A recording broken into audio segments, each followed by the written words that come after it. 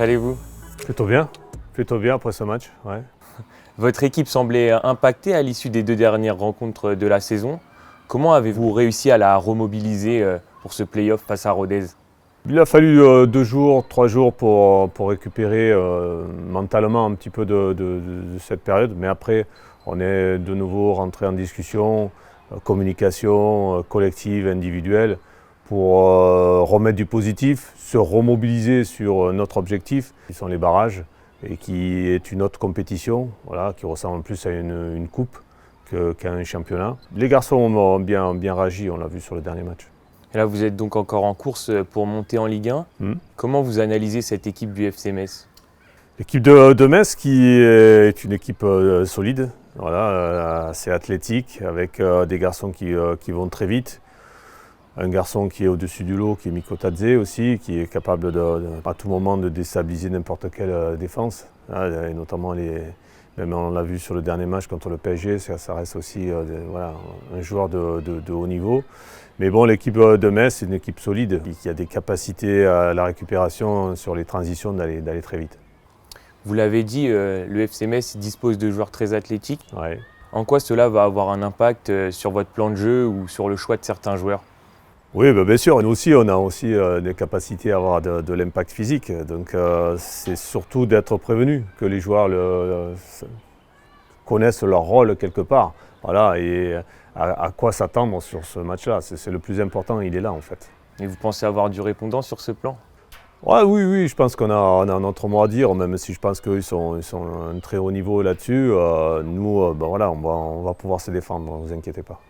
Et Georges Mikotadze, vous l'avez dit, il sera présent dans les rangs adverses. Ouais. Comment on fait pour réduire l'influence d'un des meilleurs attaquants de Ligue 1? C'est sûr que c'est pas facile, mais c'est surtout d'avoir de l'attention. Voilà, c'est surtout l'attention à tous les moments, parce que c'est un garçon qui peut se faire oublier et apparaître très rapidement et faire la différence.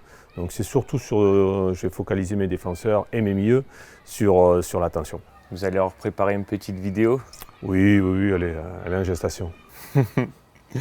Et cette opposition, elle va se dérouler cette fois sous forme de match aller-retour. Qu'est-ce que ça change dans la préparation, l'approche de ce match? Dans l'approche, pas grand-chose. Après, c'est surtout sur le deuxième match qui est très proche. Donc c'est la récupération qui va être importante, la récupération physique et mentale là-dessus. Maintenant, après, on joue une Ligue 1, nous, une Ligue 2. On sait que Metz est favori, qu'ils ont cette capacité à pouvoir nous renverser, on le sait. Maintenant, nous, on jouera avec nos atouts du moment, donc qui sont l'enthousiasme, le soutien du public sur le premier match. On va travailler sur ces 2 matchs-là. Ça mobilise beaucoup plus de monde au niveau de l'effectif. Tout le monde est concerné. Voilà, donc, il y aura cette première mi-temps entre guillemets qui sera à Geoffroy Guichard et après on ira en déplacement sur 3 jours après, quoi. Et quel message allez-vous faire passer à vos joueurs pour que l'enjeu ne prenne pas le pas sur le jeu? Le message il est régulier, je pense qu'on y travaille tout le temps sur cette communication, c'est d'abord se focaliser sur ce qu'on aura à faire contre cette équipe-là. Déjà ça va bien nous occuper l'esprit, que ce soit collectivement ou individuellement. Donc ça efface un petit peu le côté stress, enjeu, etc. Donc on va vraiment se focaliser sur le jeu. Il y a déjà, comme je le dis, pas mal de choses à faire là-dessus. Et la gestion des émotions, elle est primordiale sur ce type de rencontre? Oui, tout à fait. Ouais. Maintenant, après, chacun la gère différemment. Voilà. Il y a des garçons qui sont imperméables à la pression, d'autres qui sont beaucoup plus sensibles. C'est un discours individuel, ça, sur chacun. C'est des garçons que je ressentirai plus dans l'émotion. J'irai certainement un peu plus vers eux. Là, on sait que pour une fois, on ne sera pas le favori de ces matchs-là. Donc ça met la pression plutôt sur l'adversaire que sur nous. Quel sera le plan pour réussir cette double confrontation?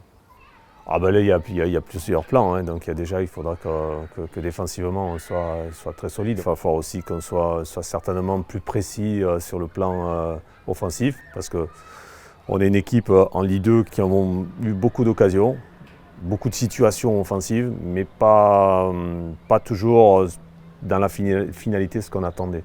Là, il va falloir être beaucoup plus précis sur ces 2 matchs-là.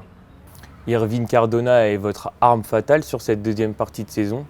Comment êtes-vous parvenu à le relancer?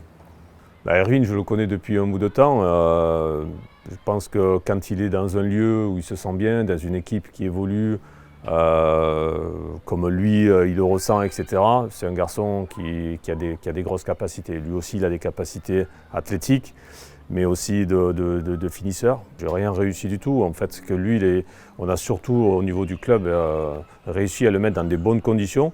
Et puis aussi, il faut reconnaître qu'il y a un très bon état d'esprit dans le groupe. Il a été accueilli assez rapidement. Il s'est coulé lui aussi dans le groupe. Je pense que le secret de la réussite, c'est le groupe, l'équipe par elle-même qui a su bien accueillir ce garçon-là, entre autres, parce qu'on a Irvine, mais on a d'autres joueurs qui sont arrivés et qui se sont mis de suite dans ce collectif.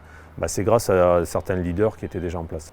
Vous dites souvent que votre équipe manque de coordination offensivement. Est-ce que vous allez axer votre préparation sur ça?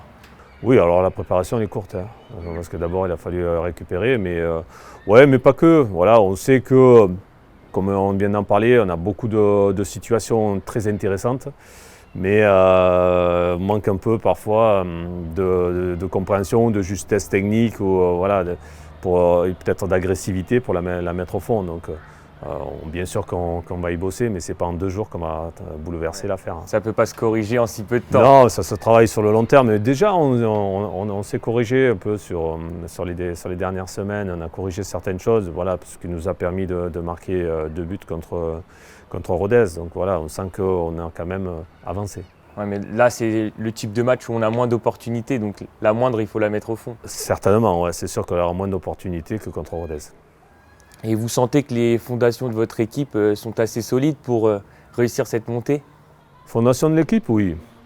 Et puis il y a la détermination, la motivation, elle est là, il n'y a pas de souci. Donc, je l'ai dit, passer un petit peu la déception de ne pas avoir fini second, ça c'est du passé, on l'a effacé.